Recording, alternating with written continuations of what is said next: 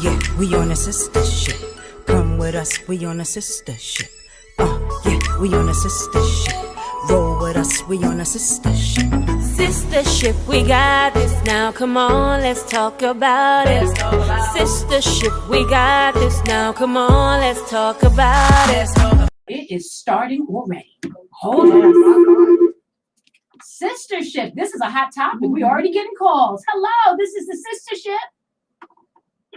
How are you? How are you? This is Bruce. I know that voice. I know that voice. Thank you so much, Bruce, for chiming in with us today. Before we go further, Bruce, can you share share the reason why this subject matter means so much to you?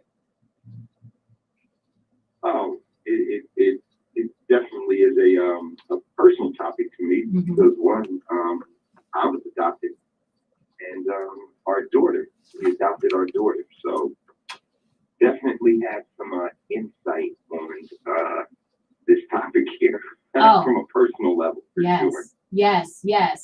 And Bruce, I want to have Jenna I want to ask Jenna about. Marcy had mentioned coming from the heart, and you're the company that you work with, Adoptions from the Heart. Mm-hmm. Yeah, so I decided. That's what we worked with. Oh, wow. Oh, snap, Strong J, come on.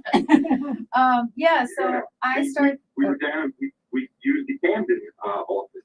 Oh, okay, New Jersey. I'm sorry, Cherry Hill. Cherry Hill, yeah. So I'm from the Allentown office, but I oversee a lot of the offices, and I decided to become a social worker, knowing that I wanted to work in child welfare. My father was in the foster care system, and unfortunately, he aged out, and I've seen how that has affected his life to today. And so that's really what motivated me to get into social work. And then I started off in foster care in Bucks County, actually, at a private agency down there. And came to Adoptions from the Heart because Maxine Chalker, the CEO, is an adoptee. And she created Adoptions from the Heart from an adoptee perspective. And I think that is just so incredibly important. Yes. And I just really feel connected to her vision. And I just, she's a great inspiration, and I really enjoy working there. So I've been there now for 7 years. Can you share what aged out means? Oh yeah. So some information on that. So that means that he never had a permanent resource. So he never had a foster family. Whether he was eligible for adoption, I'm not really sure on all the specifics, but at the end of the day, he became an adult and was not adopted. So he doesn't have, parents. The state of Pennsylvania has now changed the regulations to where the aging out is now 23 instead of 21. Most people think that if you're in foster care, you age out at 18. If you choose to, as a foster child, and you want to stay in foster care, you can now stay in till 23 and be able to get grants for college, be able to go on to independent living programs, to stay with the foster family that you're with, to have some type of permanency. Permanency does not only mean adoption.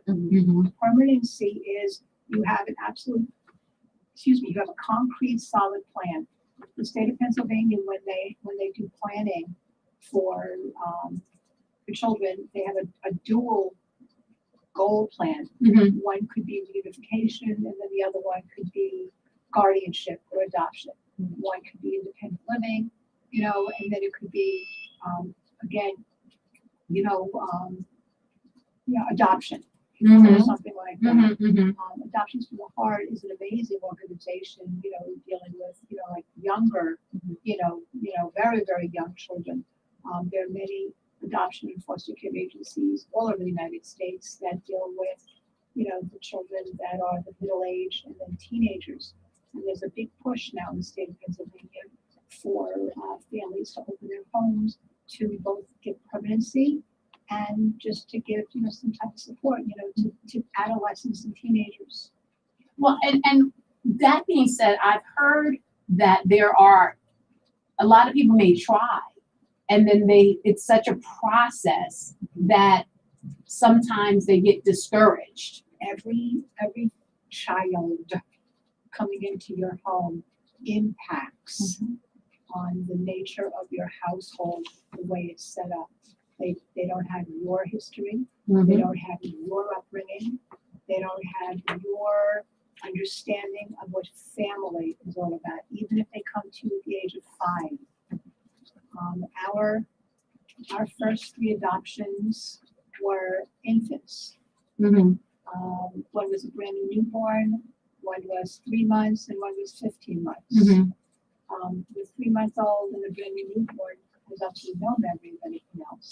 But the 15-month-old, while may not have an actual working memory, has been impacted by the first 15 months where they were, as far as that goes. There's a lot more, people say, oh, I'll take a 5-year-old. It'll be easier to handle, than a teenager. Trauma is trauma is trauma. A 5-year-old can have a lot of behavioral issues, a lot of physiological ailments. And those are all responses to trauma, but they don't have the acquisition of language to be able to express to you how they feel. You're going to have the same situation with a 13 or 15-year-old who's going to, be unable to express also because they haven't had quality, therapy or quality parenting or quality anybody to just sit and listen to them as far as that goes. Or even adequate. Yeah. I came across with that too. Yeah. A big issue. There was not sufficient adequate help when I adopted. When they brought me Elizabeth to my house, she was 10 days old. Yeah, there you go. And she was born 80% alcohol and angel dust, cocaine in her system. So if it wasn't because I believe in my religion and my gods, I know if she would have landed somewhere else, they would have thrown her against the wall or just giving her back. Yeah. Or they would just, here, I can't because. But 18 years ago, there also wasn't the experience or the knowledge or the interest in crack babies. That was one of our specialties 30-some odd years ago. And the thing is that there wasn't a lot of science. No. There wasn't a lot of information available. And parents were afraid to take children that were prenatally exposed as far as that goes. That's what Because they did. Yep. what is the circumstance? I have a lot of questions. But what was the circumstance, like if someone has a baby and they don't want to keep it, and they do something like they give birth and then they leave it on the church, and like again, when you're saying maybe a child that's born with addictions or a parent that was addicted while pregnant, the ideology of that, if they do this, now they're going to go to jail or they could be arrested or. It's changed now. Yeah. Okay. Yeah. You would know that. Yeah, I think one of the things you said is birth parents, the way you said is when they have a baby and they don't want to keep it. I think what's really important to note is that in many of the cases, in almost all the cases that I've worked with birth parents, making an adoption plan is not necessarily something that they want to do. Gotcha. It's something that they have to do. Okay. And what you're talking about is Safe Haven, which is wonderful programs for, circumstances where, maybe there's usually like a young person or someone who's afraid to go to the hospital, who's maybe hit their pregnancy. It allows a safe option for them to leave their baby, and a medical professional can be right there, right? But most often for infants, women are going to the hospital and they are making these plans. So it's shifted where now adoptive parents or prospective adoptive parents are coming to agencies or coming to adoption and knowing that they need to explore different circumstances of what they're going to be open to. And that includes things like prenatal drug and alcohol exposure. It includes, other things such as like race. It also includes like amount of openness, because there's a big push for open adoptions now.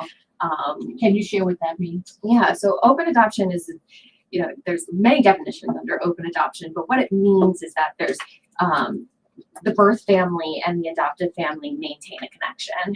And whether that's through the exchange of medical information, letters and pictures, annual visits, I mean, it can be, on that lower end, or it could be totally open where they have each other's phone numbers, they get together regularly, and it's all for the interest of the child, right? Keeping that child connected to their culture, to their heritage, to their birth family, making sure that they have those connections, especially in transracial adoptions. It's very important. Our first adoption here in Monroe County was a Caucasian prenatally exposed early newborn. And the nurses, or I should say one of the nurses at one of the local hospitals here, was very, very adamant that she wanted the biological mother to nurse and bond with the baby, and she did not think that the baby should be given up for adoption at all.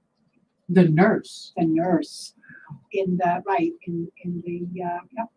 and we had a big problem with that, where the birth mother, because I who delivered early, and birth father were there. We were there when the baby was born, and the nurse objected vehemently that this young woman wanted to give up the baby, and she put as many stumbling blocks as she possibly could in front of my husband and I to be able to have access to her while she was in the neonatal, under the bilirubin lights and things like that. Finally, the birth mother literally left the hospital. She didn't like being harassed by this nurse.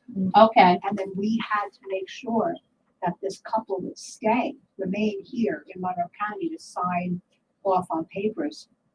Because at that time, the judge wanted them to physically appear in court in addition to the paperwork. And, honestly, it was fine. I mean, we brought her home and things like that. And then when she was 18 months old, we were given our second and third adoptions, our boys, who are African American, and they're from inner city Philly, and they were 15 months and 3 months. So we had triplets, and two teenage girls.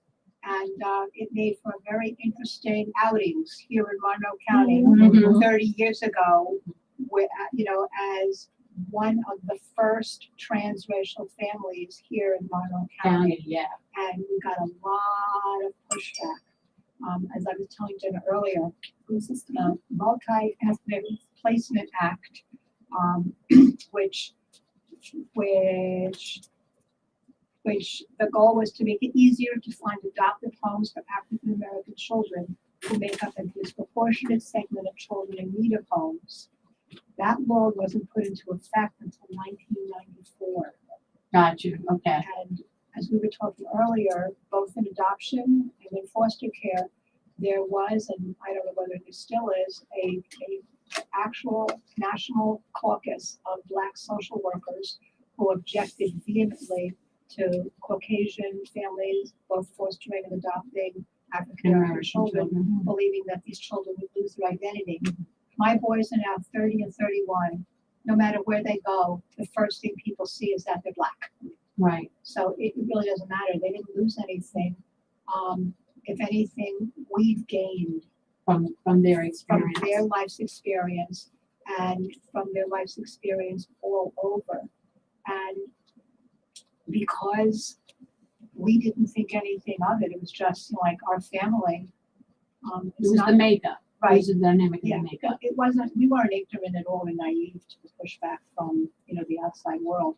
But rather than approach it with negativity, we approached it with, these are our children, this is the family, and here it is holiday time. So we're going to celebrate the holidays, Right.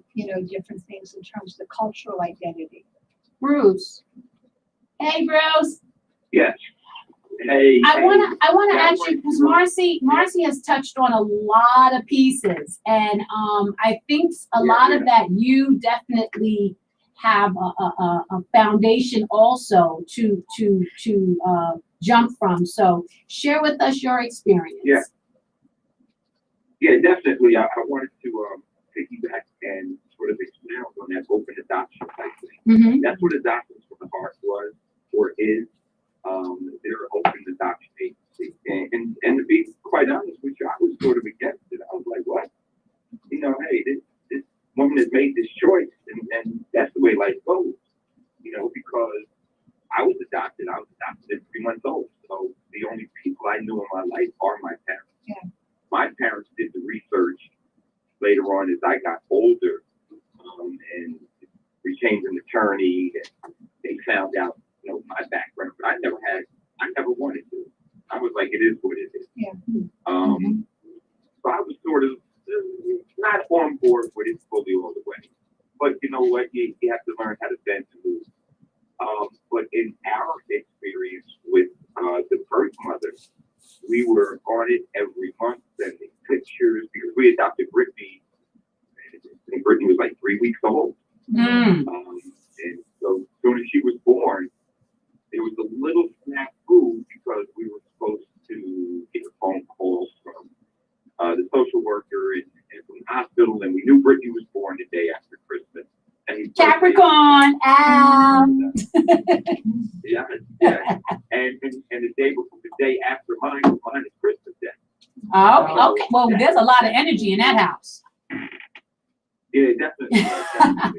But we didn't get a phone call. We didn't get a call. We didn't get anything. So a day went by, 2 days went by, 3 days. Obviously, we're in anguish. And I said, you know what? We got to call. We got to make a phone call. And it was told like, oh yeah, she was having a second. The birth mother was having a second thought. And you know, obviously, we were very nervous about that. And it finally seemed like her aunt sort of convinced her, like, look, this isn't going to happen. You have to do it anyway. So we went to pick Brittany up, this, that, or whatever, so forth and so on. So we did follow all the rules, followed all the steps. And these pictures once a month, writing a letter, this, that, or whatever. We really did not hear back from the birth mother for almost 4 years, 5 years. You know, all the pictures, I mean, sending cards and pictures. And I got to the point of like, whatever, it is what it is.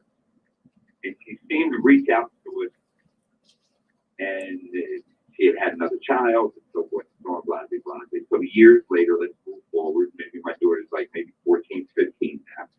And she asked, and I was hushed mouth. I'm not going to say anything. If she asked, then I'll go with it. I'm not going to sit down and have that talk of like, hey, this is what, and I'm not going through all of that. We're the only people she knows, so we're going to keep it moving like that. So she came and she asked us, and we encouraged her to reach out to the woman, and they developed a relationship for a little while. They were texting each other and calling each other. We had it set up. We had meetings set up. They were going to meet, and then all of a sudden the birth mother sort of pulled out. And I told Britt, I said, hey, Britt, don't even worry about it. It is what it is. So I think she has a relationship with her, I guess, brother. The birth mother's other, you know, has another child. Okay. And they sort of have a relationship. But I mean, I'm open adoption again. I wasn't all for it. And with the experience that we had, I can take it or leave it. Gotcha. You know, and I think it needs to be left up to the child for what she wants to do. I'm not going to bring it up. I wasn't pushing the issue, but I was not going to push her away from it. And I think too, Bruce, and again, I'm just thinking. So, you coming from your experience, which in the time, like again, my family, I have my mom who was adopted. There was a time where it was hush hush. Yeah. It was the scenario where Exactly. you Kept go, secret. you go into this situation.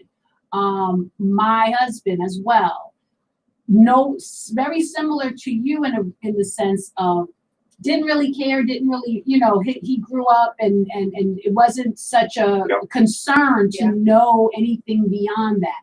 My mom, on the other hand, I always, and Amaya, you're probably watching, and I love you, so please just don't do anything more than this conversation. She, I think, has always yearned for that connection and has always felt abandoned. Right. Where my husband never had that emotional connection. However, when we decided to have a child, that is when he was curious Right. of his background to know, wait, what, and we didn't know it was going to be Genesis, but what would we need to know to assist Genesis or to assist Xyla? And then that was when he contemplated reaching out. It's easier now. There are databases now that are available nationwide for adopted children to go into the database, put their information in, and for those who have relinquished their rights to be able to try to meet up. Of our 8 adopted children, 2 sought their natural biological family after they were contacted by them when they were already teenagers. They had no curiosity. And of course, in my family, having a transracial family, there are no secrets. Right. That kind of thing. And we told people, yes, we've adopted, Black children, Hispanic children, white children, just to confuse everybody. And so, people always say. Let me piggyback off of that. Yeah. And give you some real insight. I am legally blind. Okay? It was a condition called optic neurosis that developed after my freshman year of college.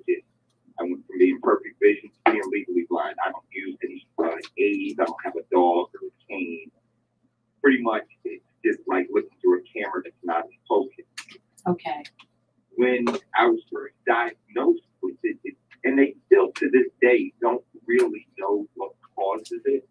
But when I was first diagnosed, they definitely didn't know. They were like, hey, there's something wrong with your eyes. We know what it's called, but we don't know how to diagnose it. That was the key for us to adopt. It wasn't anything other than that, because my fear was Genetics. we don't know if this can be passed on or not. It wasn't that I needed to find out about my birth parents. What was this in our genes? It had nothing to do with it. It didn't make a difference or not. We found out down the line that it was generational anyway. Right. So it could skip 3 or 4 generations and come back. Well, my biggest thing was I knew as an 18-year-old with this condition first onset itself, I knew that first 2 or 3 months, it was kind of traumatic to me. Right. It didn't want to go back to school, and I didn't want to run track, and I was, on a track scholarship, and I didn't want to do any of this stuff. And, through the encouragement of my father and my mother, blah, blah, blah. That's a whole different story.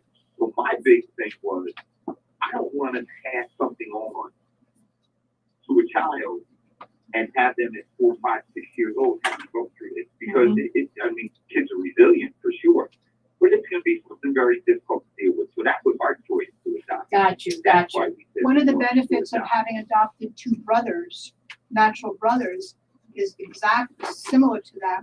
The fact that, God forbid, either one of them needs something medical is possible and more probable that the 2 of them can contribute to each other. Our other adoptions, some of them I'm aware of have siblings, but they're not all full siblings. But God forbid I need to do the research. The research is more available now, as far as now, because it was 30 some odd years ago. The biggest thing with adoptive kids when they seek out the natural family is that the mother and father, who the adoptive family, should not feel threatened. They do, Right. most of the time, yeah. but they shouldn't. My boys kept it a secret that they were doing this, and after I found out, I was enraged. Not that they did it, but I would have wanted to have been a part of it, to be able to say thank you to the natural family for having gifted me with 2 extraordinary young men. I want to I ask agree a with you. question in reference to something you had said, Bruce, and what the legality, or does it fluctuate? Because obviously your stomach was in knots that after that moment where you wasn't getting phone calls and maybe not knowing what's going to happen. So is there a timeline between a birth parent giving birth and signing documents or making that decision that they can come back and say, I don't like this decision. Yeah. So I think that it really depends on the state. So every state has a different rule and regulation for it. And you know, there's some states she can't even sign. Like we're in Pennsylvania, so let's talk about Pennsylvania. In Pennsylvania, she's not even allowed to sign paperwork until at least 72 hours after giving birth. And then when she signs that paperwork, it's not final. She has a 30-day revocation period, that they call it, where she could change her mind in 30 days and decide that she wants to parent. But then again, you know, technically the hearing is not for another 4 or 5 months after that, where it's official stamped on a decree, right? 6 months here in New Jersey. Yeah, 6 yeah. months in New Jersey. And then during COVID, I mean, we've seen cases get back dragged out cases. to a year and a half, unfortunately. Yeah. But that's just Pennsylvania, and every state's different, and every state has different rules and regulations regarding that. But generally, there's a window of time where she could ultimately, and same for fathers too. You know, Right. fathers are often left out of this conversation, but I think it's important that they're included. Because they also, in the state of Pennsylvania, have the same rights as the birth mother. And so they also, now they don't have to wait 72 hours to sign, but they still have that 30 days. And so I think a lot of the 72 hours has to do with, you know, maybe some pain medication and things they want to make sure that's cleared out of the system and stuff. But Again, we had to literally have the couple stay in Monroe County so that they could go before the judge. The judge wanted to make sure that they weren't given any money in exchange, you know, for the baby as far as that goes. Yeah, making sure that it's an ethical adoption is crucial. Absolutely. But yeah, I so mean, it's definitely anguish filled. Yeah, for sure. I mean, it's definitely, you know, anguish filled, and you know, you are biting nails, and we laugh about it. We like, you know, the phone rings, we gonna answer it, or is it a bill collector? You know, we just gonna play it all the time. A lot of times people, Obviously, you have to go through it. Yeah. Like, I don't recognize this number now. But it Right. was, Right. but Right. it was just a lack of communication, because Margot, who was our social worker at the time, she thought that we were already contacted by someone else. So it was really a lack of communication. She was like, "Well, you weren't called yet." "Oh yeah, she's fine with it. The aunt came in the next day and said, yeah, you know, this is not gonna happen, and you're fine." So it was one of those, like, are most of the time infants placed in the pre-adoptive home before their 30 days? Do you know? Oh yeah. Yeah. At least at our agency, we don't like to do like a respite care or anything like that. We'd like to place the child in the adoptive home and following discharge from the hospital. Now, of course, like, you know, a revocation period is a very scary time, and you know, and there's definitely some anxiousness and some feelings. But you know, we also feel like if her intent is to place, it's good for the child to begin bonding with the family. Yeah. Well, I think it's an amazing, first of all, thank you, Sistership, for putting together this topic. Growing up, I think there's only two things I've ever really saw media-wise, and that was Different Strokes and Annie, that had anything to talk about adoption and fostering. And being a product different of that. strokes. It's also transracial. Yes, yeah. Way beyond Whole its lot, time. very much so. Oh my God, yes. And so I just, you know, again, there's so many people, adults that have experienced it, and children that are in the, you know, maybe in this transition now. So if anyone, please, definitely, hit us up, talk in the chat room, share any ideas, concepts. We, you know, this will go on, you know, we have our Googles and our YouTube channels, please, because this is a very beautiful but serious topic that doesn't get media coverage. So again, thank you, Tiffany Cole, Stephia, Mama C, Terry, for bringing this to the Sistership and making this a topic.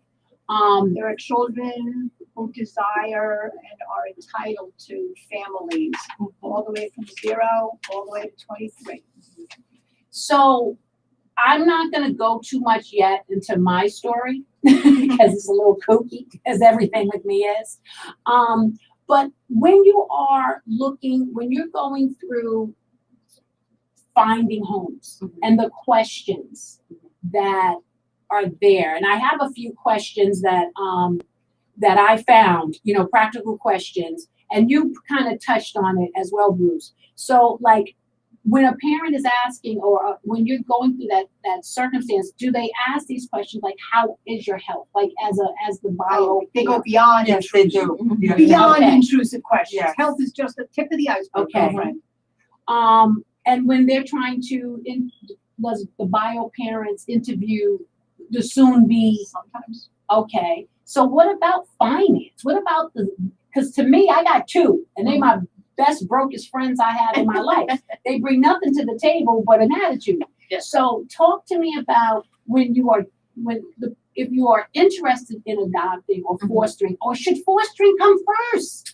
Yeah, so I think it depends on the route you take, because there are many different options. There's foster care, there's private adoption, there's young child adoption, there's infant adoption, and so I think that that could be overwhelming at first for someone who's looking to expand their family, because you can.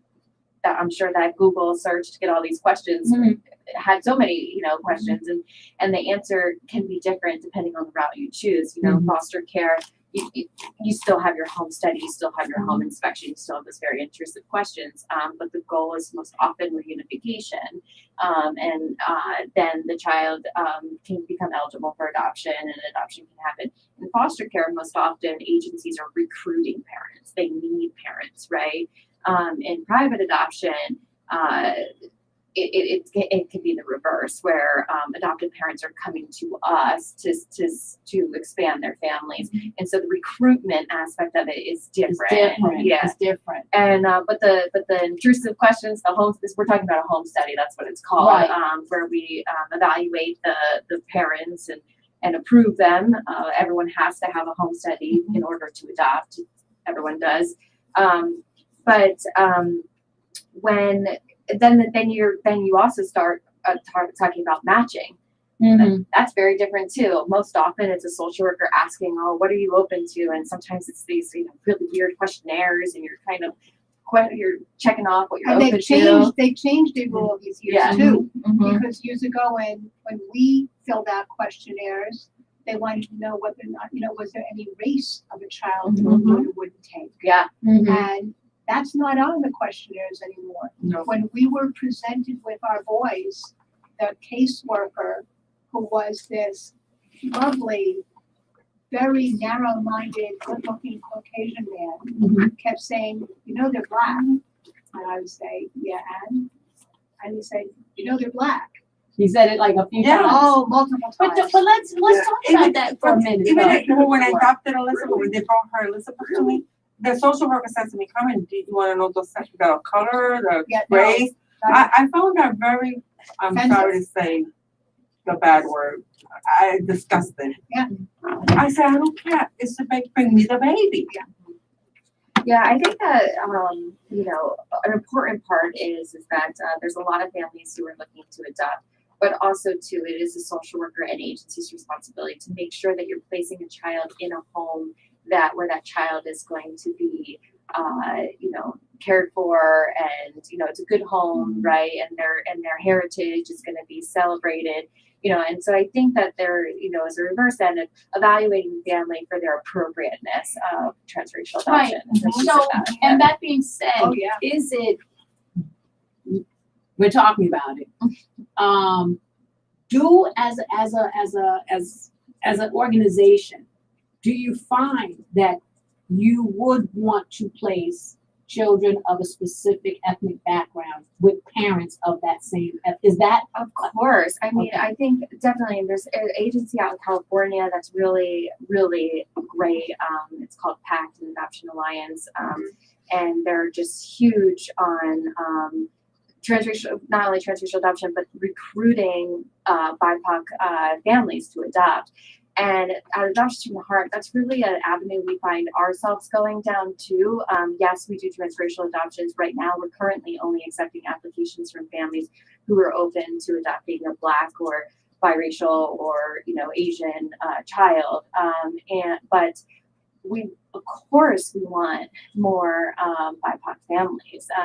We feel like birth mothers and birth fathers come to us to place their children. And we feel like we owe it to them to give them options of families that look like their children, you know, and we feel like we're doing it just, it's not that it's a disservice, you know, but when you only have white families to show, we feel like we shouldn't just have white families to show. We feel like we should have, you know, other families And to in show. the foster care industry now, it's also flip-flop, whereas there was a preponderance of white families doing foster care for Black children coming into foster care. Now, it's not the opposite all over the world, but there's a significant proportion of Black families, Hispanic families, LGBTQ families that are doing foster care for any child who's coming in. And children are coming into foster care from any race, ethnic background, and financial situation as well. So, I mean, one of the first foster children that we had was from Wayne County and was extremely wealthy.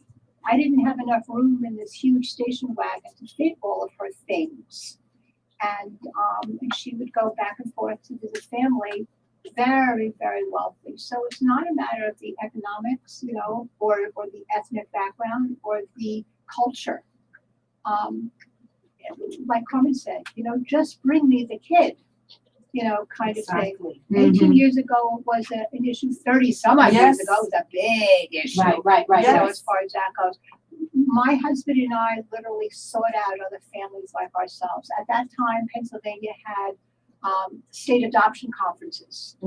And Norman and I would go, and I dragged the kids with us, and I would see all these other white women with little Black girls who had little bally balls in their hair, but all over the place. No symmetry, no nothing. And I started to do trainings for white women fostering and adopting Black children. Like, get a grip. You know, when here in Monroe County, Marcia's store, you know, I mean, that was the first ethnic hair store in the county.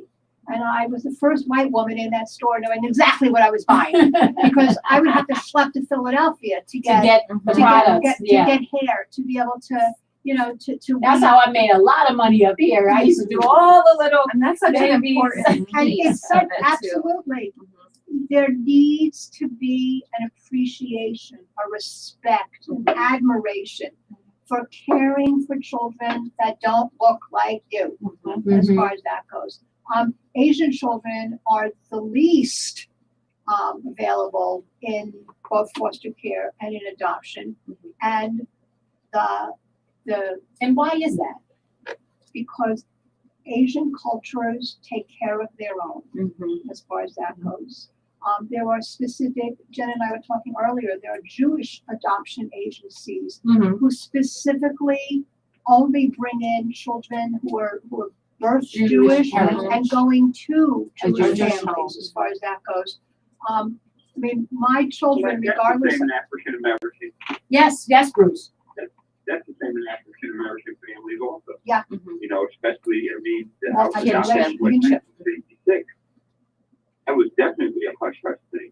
It's You know, definitely, it's almost like it which definitely, is a whole, you know, it's a whole different topic. But it's just like it's mental health in the African American community. Woo! That's another show, Bruce. Just put some, you're right, it's a whole nother show. Just put some Vicks on it, you'll be all right. And boy, you know, it's things that need to be addressed, and this is like the perfect form to do it in. Yeah. Yes. But yeah, like you were saying, Asian children, Jewish people, it's hush in African American also. Not where that baby comes from. You know, where that Like we put some Vicks and some tussin on it, right, Bruce? Take some tussin and put some Vicks on it. right? Get some touches that soak in some Epsom salt. That's what it's We'll going be fine. We'll be okay. You know, and again, that being said, we're going back because Marcy was talking about 30 plus years ago. So all of the moms who went, you know, and I'll go into the, you know, our culture that went down south for the summer, right? And had babies, Yep. and then the baby came back and became the sister or the Mhm, brother to right. the mother. Right. And now you have this household that has this structure without any conversation of what has taken place with anybody, the whole dynamic, as you said, when you bring someone into the home, Yeah. it changes the structure Everything. of the home. And that being said, in reference to like our situation going further, what about those children that do feel that depression of abandonment? You know, I mean, post that, like you said, you had about 300 children Oh, yeah. in and out of your home. And Abandonment is a big. let's chat about that for a sec. Well, a child who has not bonded with a primary caregiver is frequently diagnosed with reactive attachment disorder, RAD. A child who does not have the RAD supported and the family be supported as well becomes a child who has different types of mental health diagnoses as an adult. And the thing is that many years ago, there were President Cusco from Romania all of a sudden decided to release hundreds, thousands of gorgeous white children from orphanages in Romania. The orphanages had fluorescent lights. The nurses all had white skin and black eyes. They were in white metal cribs, and they were fed the same time, changed the same time. When all these kids came here to America, and the families all they wanted to do was hug them and kiss them and love them, the children scratched at them and tore at them and were frightened by them. And it's because there was no bonding. They didn't have human touch. They had no human touch. So the thing is that what Jenna was talking about, an adopted child is a potential adopted child is immediately put in the home with the primary caregivers so that there can be that bonding. Bonding doesn't have to be between a mother and a baby. It can be a grandmother, an aunt, a caregiver, a dad, anyone who's able to provide that with, as far as that goes. We've been fortunate, like I said, most of our children were young. The oldest one that we adopted was, I guess it was just 16, right after that. Right, we just did that. To me, it's just Right. But our 10-year-old, for example, when she was adopted at 10, because there was also some developmental delay, there wasn't the same exact, responses and reactions to things as what your average typical child. Abandonment, everybody deals with it differently. Ourselves as adults, how we parent our children now. Foster children who go from home to home to home to home to home. Question: do you feel your parenting style is different from your bio children versus your? No, I treat them all unfairly. Me too. Yeah. I do the same thing. Originally, my stepson, 20 some odd years ago, would complain that she's mean to all of us. Okay. And I would say, yep. Well, my birth children tell me I love my godson best, and they're right. Yes. I've known him longer. I want to ask you, so we have, which is beautiful. I have some questions. We have three individuals who has adopted or fostered children, and you're part of working with them. So I have some questions that maybe some of the kids may ask, and I would like to know how you would handle these questions. So I'll go with Connie. Did I grow in your tummy? No, you grew from my heart. My heart. And that was just something that came out of my mouth because I would always ask my mom, if the day comes and Elizabeth, I know she's going to ask me. So my mom said no. From the beginning, you gotta start telling her you were not since little. you may not have been born from my tummy, but you were born from my heart. Absolutely. Oh, I'm gonna tell you, my foster mother didn't say all of that. I'm just saying, I had a whole other story. That's a whole show. Why did my parents give me up? And my response is they gave you the gift of a future, better life than they believed that they could offer you at that time. Yes. There has to be logic and there has to be responses. Have got to be supportive of that person standing right there in front of you, of their individuality and of their potential development and growth. And if you answer these questions from a positive, supportive, they'll get it. I mean, you can't say, gee, sorry, your mom was a crack hole, you know, and no, don't work that way. They may find out what the reality of it was, but you're the parent now. And I think it's really interesting. I think that that question, I think you said give up is the question, which is a common language. That's the used. language a child would use. Yeah, but what we are doing as professionals is trying to change that language, not say, we don't say give up, we say placed. You know, we don't say, give back or anything like you were placed for adoption, you weren't given up. You know, it was a plan she made. How early do you think a child should know Well, that they I were think, placed? I'm sorry, Bruce, yes. I think that I you know, I mean, with in our situation with Brittany, it was just straight up. You know, when that question did arise, and I forget how old she was, it was one of those. Your mother was a teenage mother. Your biological mother was a teenage mother. She wasn't to take care of you or handle you, and she felt that she needed to put you up for adoption to allow you to have a better life. And I think you have a lot better life right now. So one of those things, it wasn't, you know, we didn't dance around the question. It was like, you know, I always believe to hit her straight, tell her what it is. Yeah, teenage mother, because that could be a teachable moment later on in life for us.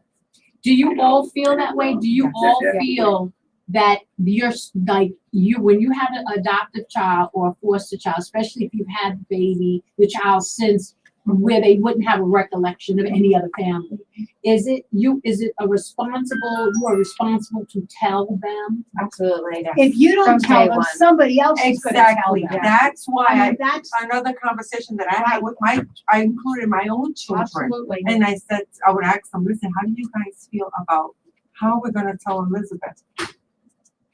And especially for my kids, they were, Mom, yes, let's tell her. Because I don't trust, especially my in-laws, they're nasty. And I knew at one point they would be so ugly that would tell her.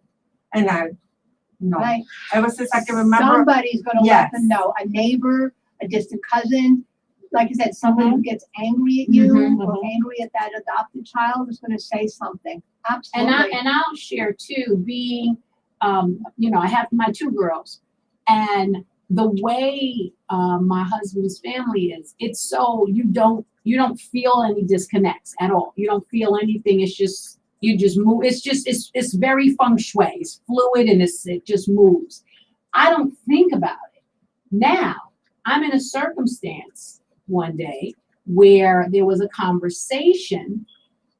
Genesis was young at the time, and someone said, yeah, I won't give the whole conversation, but it was basically saying to my husband, well, you're not blood, so. Right. And I didn't think about sharing any of this conversation with my kids because I just didn't even think I'm once removed, but I was completely removed in a sense. So I was like, oh my God. And in that moment, Mama Bear wanted to jump and kill the person that said it. But I looked to the right and realized that my baby was so into her iPad, she didn't hear the conversation. Right. But that was my light switch.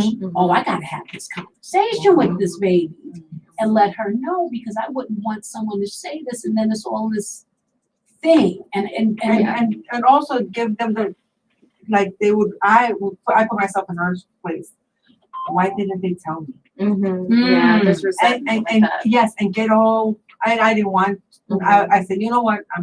I'm doing it this way, and we're gonna take it from here. And I told my kids, my family collectively, this is how we're gonna approach it, and we're gonna start saying the word adoptive as a positive. Yeah, it's And important. it's not ugly, the it's not beginning. a taboo. And It's a beautiful thing. Elizabeth, she'll tell people how adopted. But with the way she says it, I just want to kiss her and just grab her and to never let go.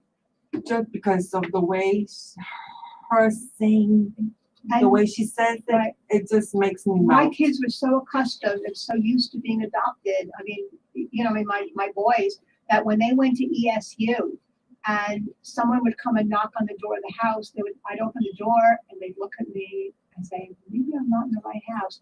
I remember I would holler down the hall, boys, you forgot to tell your friends your parents are white. You know, they were. Yeah. But I'm way out there, so, you know. No, you are way in there. I love it. This is what life should be looking like. I mean, because yeah. there would be such different circumstances up here or anywhere, on any mountain. We went, you know, being a Jewish family and Here we go. being Tell it. the Jewish community up here is the minority.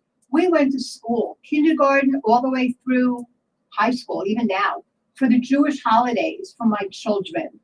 There are still people who come to my home who are still coming. They're in their 30s who come for Hanukkah because they remember when I would bring potato latkes to, you know, to school. And, you know, they would remember, you know, Passover time when I would bring, you know, matzah and butter to school. The first time my boys went to a Kwanzaa celebration, they kept saying to me, the menorah is broken.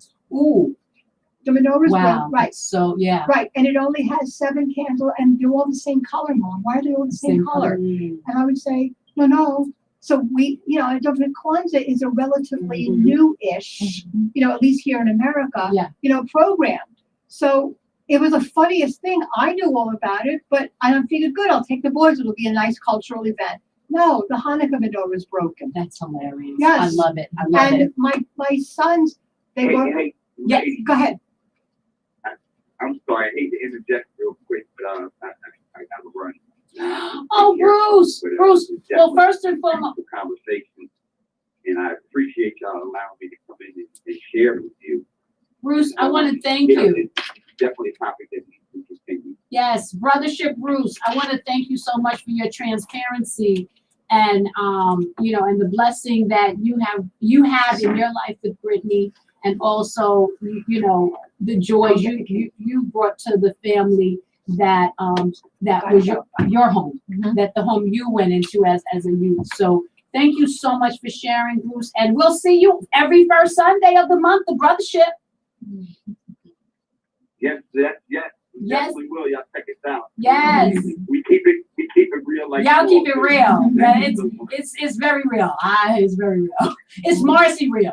All right. Blessings to you, Bruce. You know, there are now Thank you. Bye-bye. Bye-bye. there are adoption initiatives now all over the United States that are doing special programs for parents.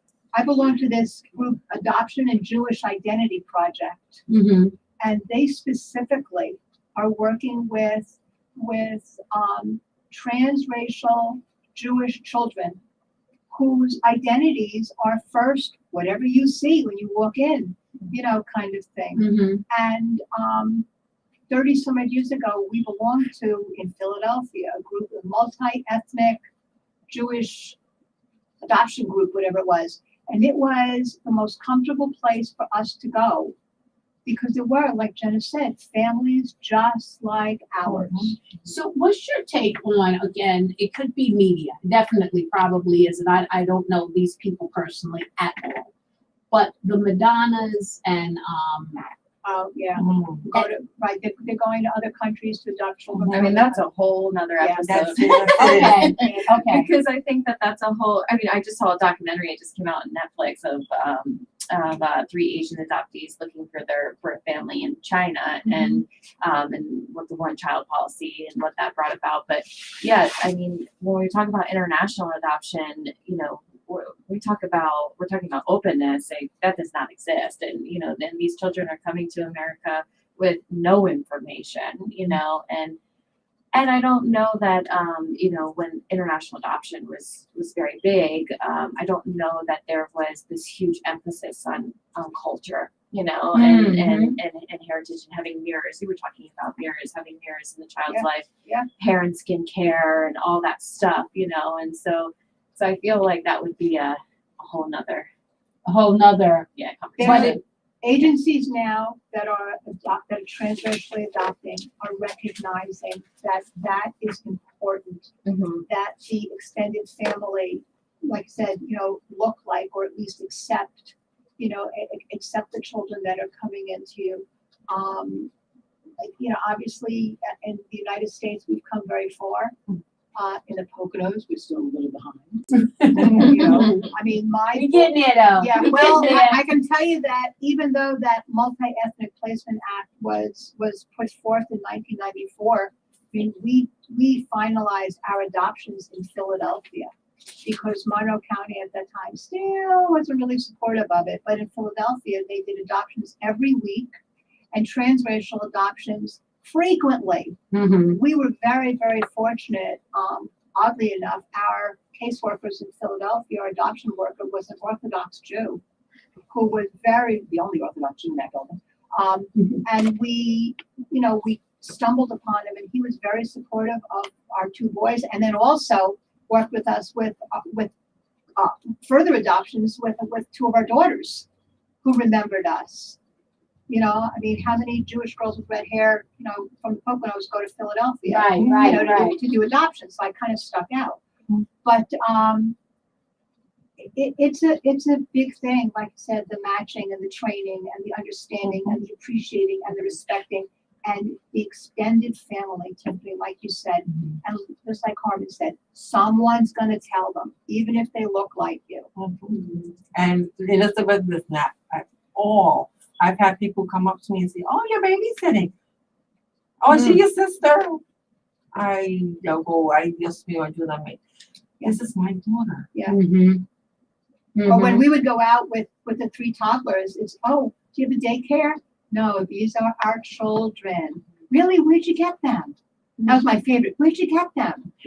But to think even that my daughter's 18, right? And I still get stuff, and especially because we do a lot of traveling. Our names are the same, of course, last names, but then when they look at her and they look at me, I've had one TSA agent actually say to me, "So is that your sister?" And Elizabeth turned around and said, "Oh no, that's my mother." Yeah. Can you see that? And just for me hearing her say that, to me made me feel like, oh, thank you, Jesus, I've done something right. Yeah. Has she ever asked, "Who do I look like?" Yes. Okay. And I say, "You're a mixture of my 35-year-old daughter, my 28-year-old daughter, my 25-year-old son, and both of us."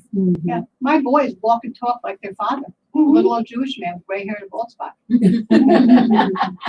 One of them has got his math skills, and the other one has his, people skills. Gotcha. And so they've never asked. And yet, but mind you, in my family, Yeah. my eldest daughter, she is Indian color. My 28-year-old, 27-year-old, she is like you. Yellow. And then my son Gabriel looks like Terry. So for her to say that, it just makes me. I just say thank you, Jesus. I put her in the place that as a human being.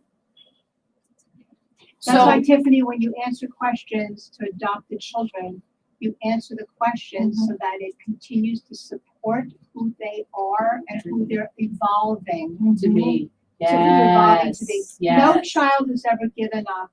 A child is given a gift. And that's how I have always presented it. Like I said, I would like to have gone with my boys all those years ago when they chased after the natural family, to have said thank you to the people who gave them this opportunity. Yeah.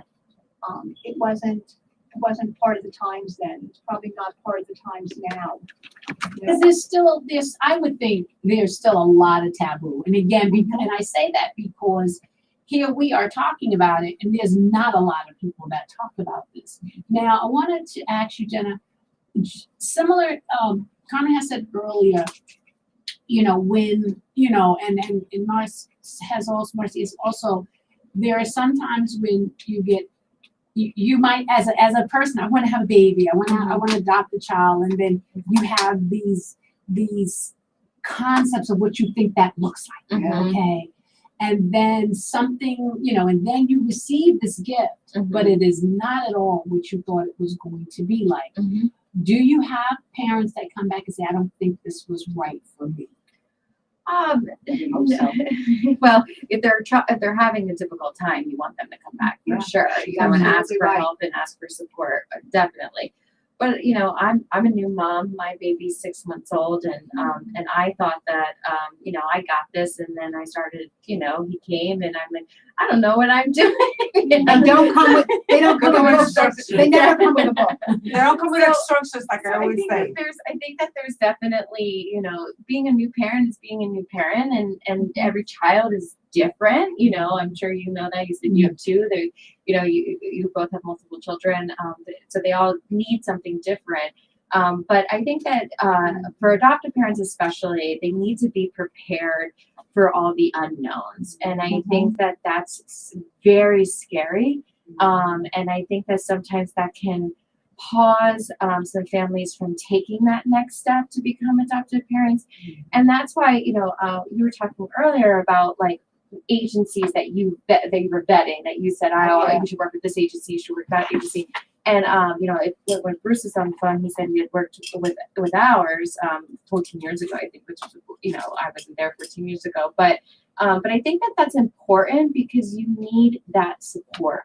You need that support. Like our agency, we do have like support groups for adoptees. We have transracial support groups for adoptive parents. You know, the social worker is always a phone call away for forever, you know. And so I think that those resources Are very important. very important. That's important now, but I think also parents that are looking to adopt infants, however, have a desperation for wanting that perfect family, baby. perfect family now. And so it's more difficult to deal with them. It's also difficult from a foster care perspective to deal with families that say, I'm going to change this child, their behavior, their attitudes and everything, or if they're an LGBTQ child, I'm going to bring them to Jesus and they'll be cured. I trained foster parents for therapeutic parenting for over 11 years.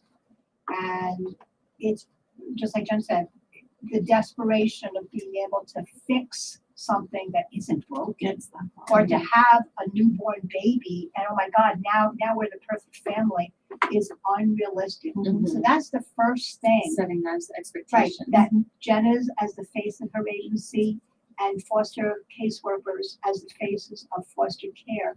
That's the first lesson they need to teach people when they're coming in.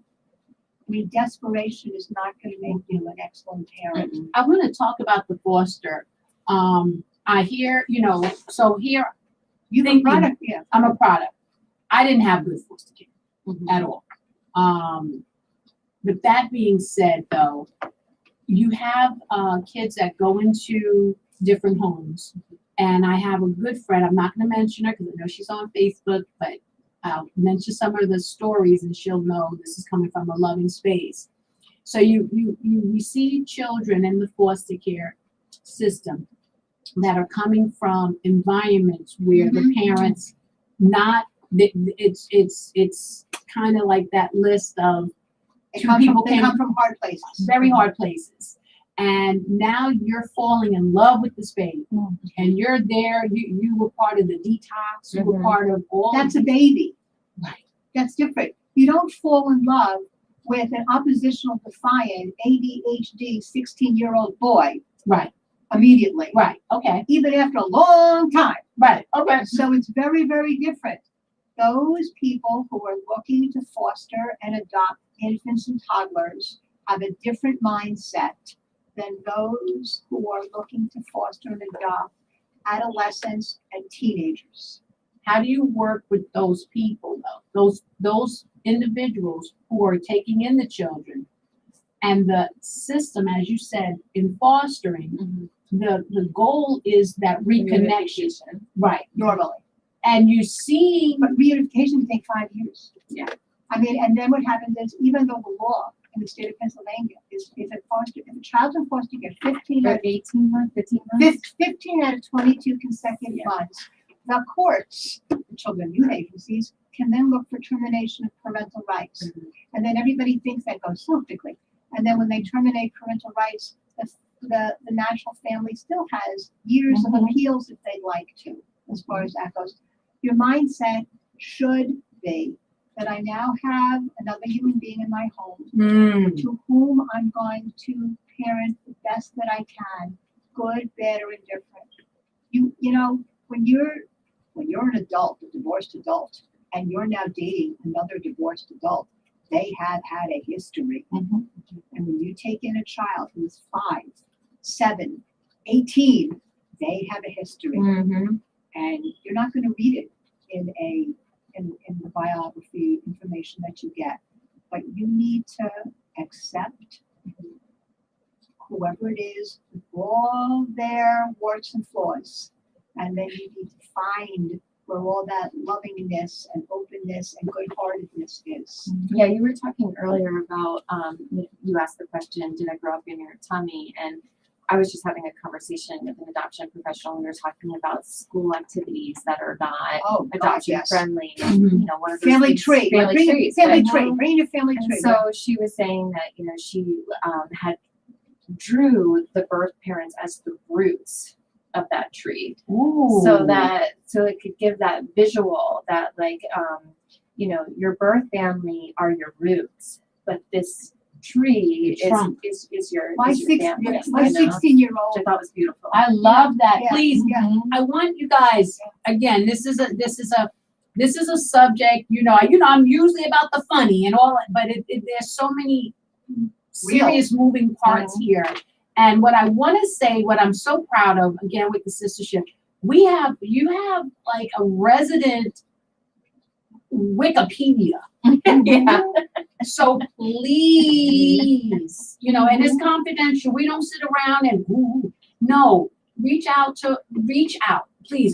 Is there a specific, you know, I don't know things by heart, inbox for you that people can? She's on Facebook. Yeah. That's right, on Facebook. Okay, so inbox personally to Marcy, and please, because it's coming off the tongue. The way I come off the tongue with real estate, this is like, whoa! I am in awe. I got chills so many times throughout this conversation today. So What Jenna was just talking about, my 16-year-old son, he texted me from school the other day. He wanted to know if I knew his blood type. So I thought it was for a class, and I got really annoyed. So I called the vice principal of the school, and I said, adopted children, foster children, they don't have that information. So I remembered when my boys had to do the family tree. So my family are all Russian Jews. So I did this whole thing of a Russian Jewish, you know, family, blah, blah, blah. The boys brought it all in, and the teacher just looked at him funny. And when my son called and asked for his blood type, I also got annoyed, because there has to be some type of sensitivity training for all teachers. And nurses and doctors and OBGYNs. To understand all of this, yes. Yeah, I really do think that if you're thinking about adopting, you know, which we were hoping some listeners would tune in today, that, you know, you are your child's advocate, and that will, you know, even that little baby is going to grow up. And, you know, babies as young as 3 years old are starting to put together families and, you know, and, you know, ask questions. And so you need to get comfortable talking about their story and, you know, before they can even really understand what their story is, you know, and then they're going to go to school and they're going to have friends who ask them questions and teachers and projects that are due. And so it is a lifelong commitment. How can people find you? Please. Find me? Yeah, please. Yeah.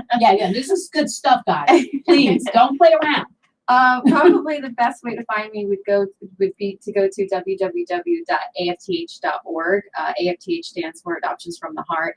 I have an email on there, phone number. So I would go to that website and then you can access me. First thing, when someone wants to, I know we don't have that much time, and I hate when we don't have much time. So 2 things.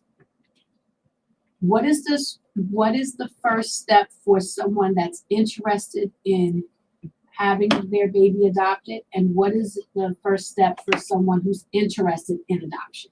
I think if you are pregnant or have a child who you are considering placing for adoption, you should call and you should hear your options.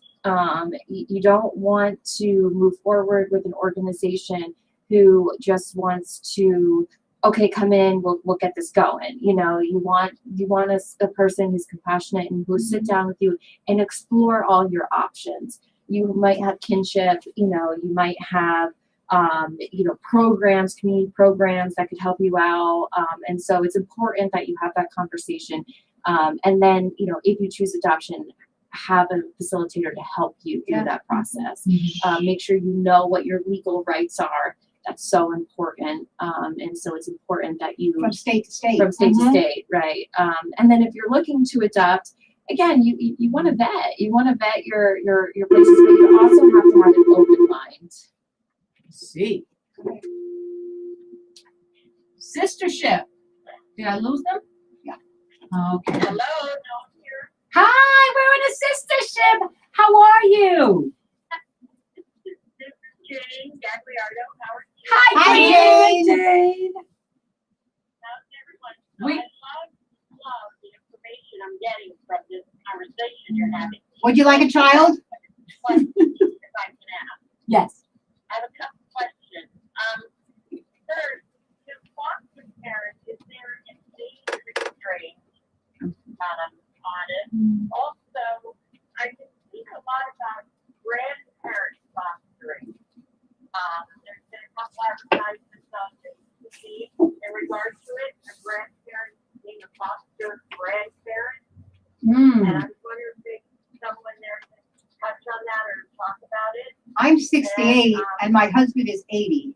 And we still haven't resigned from the agency yet. So if you haven't, No, what I'm saying though is there's a particular program, it's called Foster Grandparents. I'm not familiar. I'm not familiar with that either. I don't know whether or not that's just a temporary type thing where children can go like from a mentorship. I don't know if it's because there's such an overload of foster children that they're now, opening it up to grandparents. They wouldn't. That's why I'm asking. Yeah, I don't know, Jane. Yeah, But I'll look into it. What's your next question?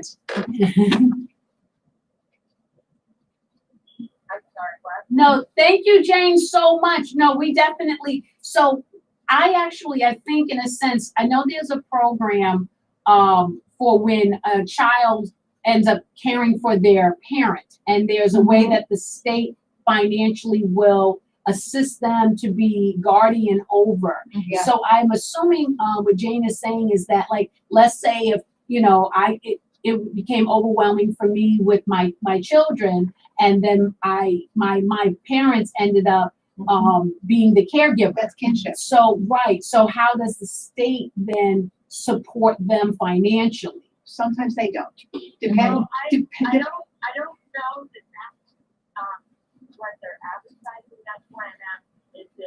Is it that type of thing, or is it actually they're looking at people who are old enough to be Okay, grandparents? got you. I don't know, Jane, but if you want to pass that information to me, I'll look into it. Yeah, I just find out. That's Sure. That's awesome. All right. Thank you so much, Jane, and we'll see you soon, right? We'll see you soon, right? And please, guys, get her book. The name of your book, Jane? Call to Witness. Yes, please. We have that on our site. Yes. Call to Witness. Thank you. Thank you so much, Jane. Blessings. Yes. You too. Bye-bye. When Norman and I first started this adoption thing, we advertised in the newspaper and we said, happy, healthy Pocono family interested in adopting any age child. And like Jenna said, we literally got phone calls from people that were wanted to give up their children at 3, at 5, at 9. And we went through an attorney who was the intermediary who brought us a most gorgeous, gorgeous 3-year-old. And unfortunately, the paperwork didn't go through, et cetera, but they abandoned that child, never came back for that child. But people are not, I mean, they're just not placing infants, they're placing toddlers, they're placing children because our economy is such that it's difficult now. So with all of the different support programs that the sistership is doing in terms of, or any organizations are doing for food, for clothing, for mental health support, for spiritual support, please, those of you who are struggling parents, please tap into all of those services so that, you know, you can do the best things that you can do for your families. I wanted to go back to some of those hard questions, and I know you had said that there were a time where your children, some of your children might have seeked out or were looking to seek out their birth parents. What about the question, do you think my birth parents remember me? Oh, definitely. Yeah. I mean, most of our kids were very short people. So I don't know whether or not their birth parents remember the situation, but I would believe that any natural biological parent remembers having had a child. You know, they may not remember much of anything else. The birth date, listen, I got 10 kids, I don't remember all the birthdays. So, it don't matter, you know, it doesn't matter, you know, kind of thing. But There's always a party. No? yeah, that's for sure. Yeah, Hanukkah's coming up soon. That may be important. But I think all biological parents remember. You know, good, bad, or indifferent. They remember. Some. I think, I think we see it definitely. And Bruce was talking about how he sent pictures once a month, and that's an agency rule for the first year, and then after that, it's like on the child's birthday. And at Adoptions from the Heart, you know, when he was saying that, he was saying that his birth family didn't have contact for the first 5 years, but I knew that our agency held on to those letters and pictures because that's what we do. And when she reached out 5 years later, we had all that for her. So is that how it goes? Where there's a liaison, let's say. So I think in like the 1920s, it was like started the whole closed adoption thing, and then we learned it's not the best, and then we started going to openness, and then it was like a very common for a liaison.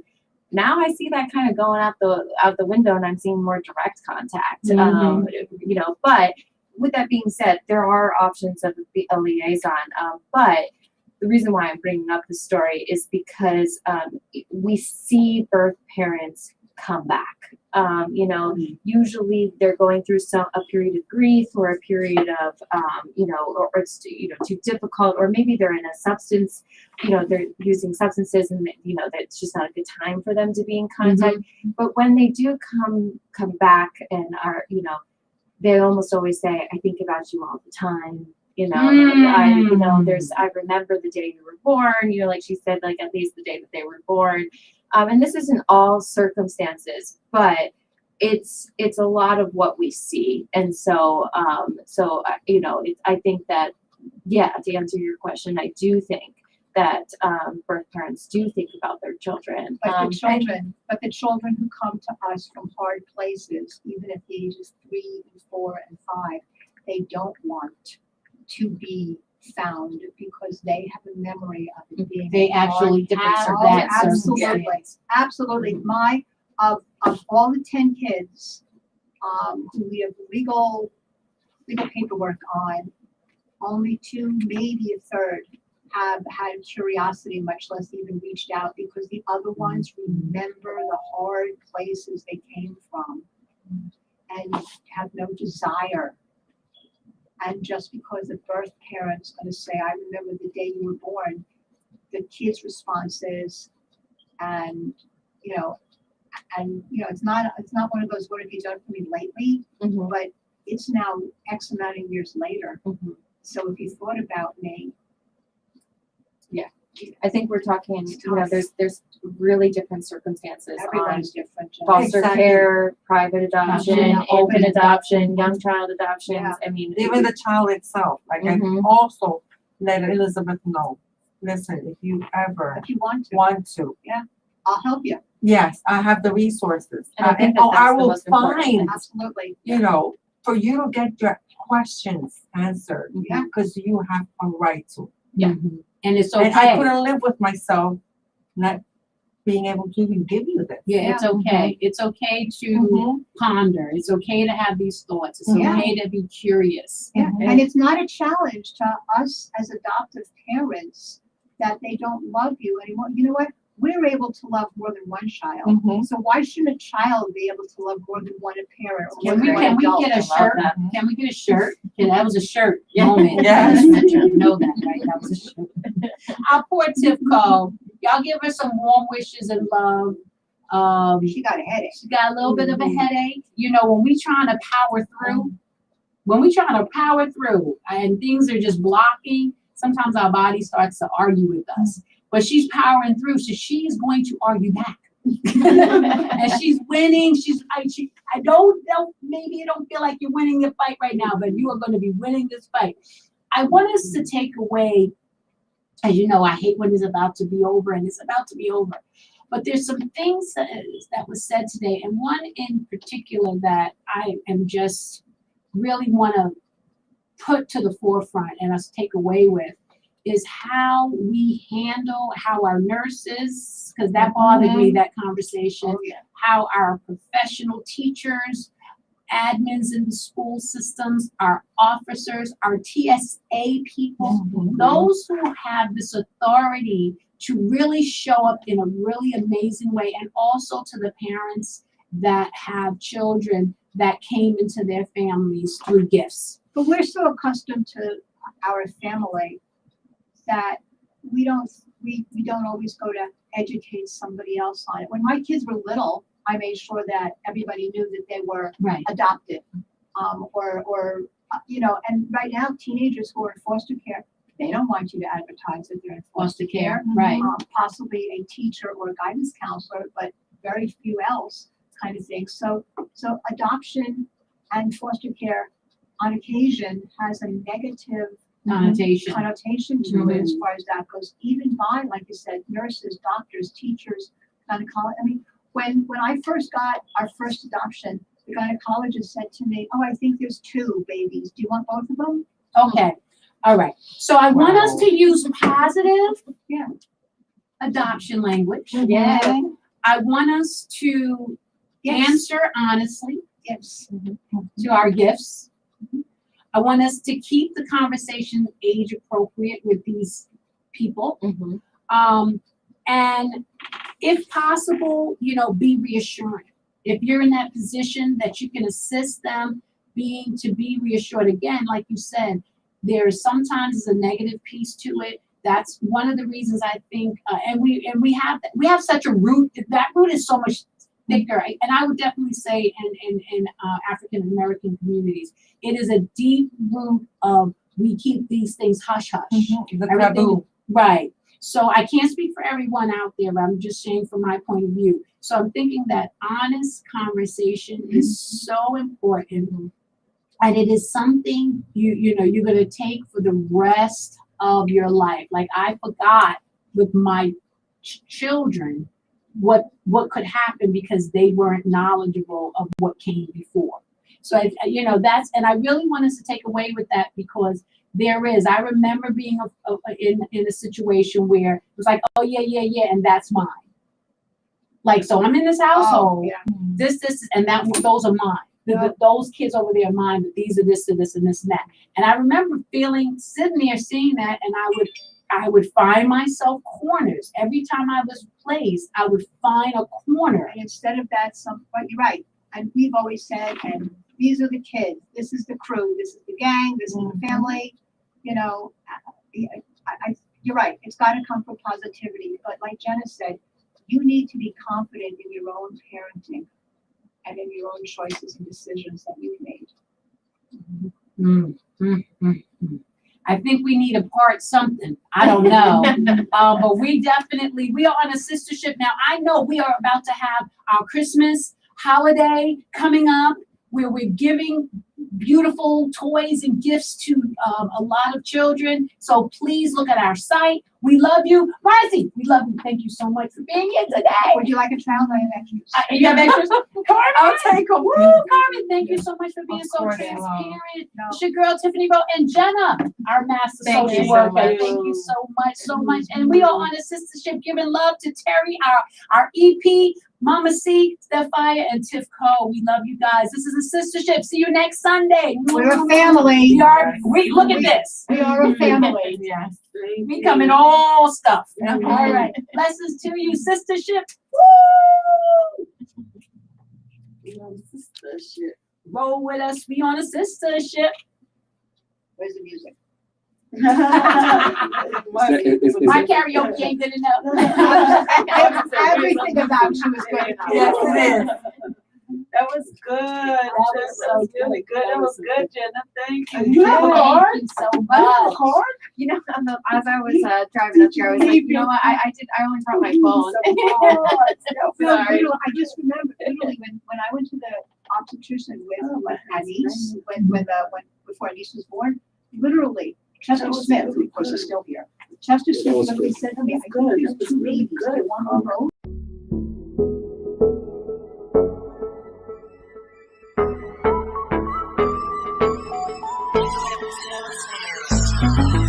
Yeah, we on a sister ship. Come with us, we on a sister ship. Yeah, we on a sister ship. Roll with us, we on a sister ship. Sister ship, we got this now. Come on, let's talk about it. Sister ship, we got this now. Come on, let's talk about it. Sister ship, we got this now. Come on, let's talk about it. Sister ship, we got this now. Come on, let's talk about it. We're my sisters, we got this, sisters. You roll with me and I'll roll with ya. We're my sisters, we got this, sisters. You roll with me and I'll roll with ya. Substance, sis, you know we on a mission, no games. Help each other get over some things. Build strength, bring change.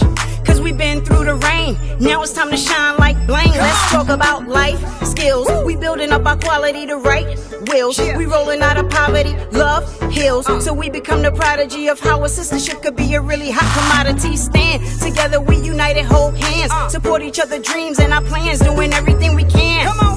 Just to show we understand the power of a friendship, fam. Live life on purpose. Together we learn it. Yeah, let's talk. We don't wanna see you hurt, and we here for each other. No matter the color, networking. That's for sure and for certain. Come on. Yeah, we on a sister ship. Come with us. We on a sister ship. Yeah, we on a sister ship. Roll with us. We on a sister ship. We're my sisters, we got this, sisters. You roll with me and I'll roll with ya. We're my sisters, we got this, sisters. You roll with me and I'll roll with ya. Sister ship, we got this now. Come on, let's talk about it. Sister ship, we got this now. Come on, let's talk about it. Sister ship, we got this now. Come on, let's talk about it. Sister ship, we got this now. Come on, let's talk about it.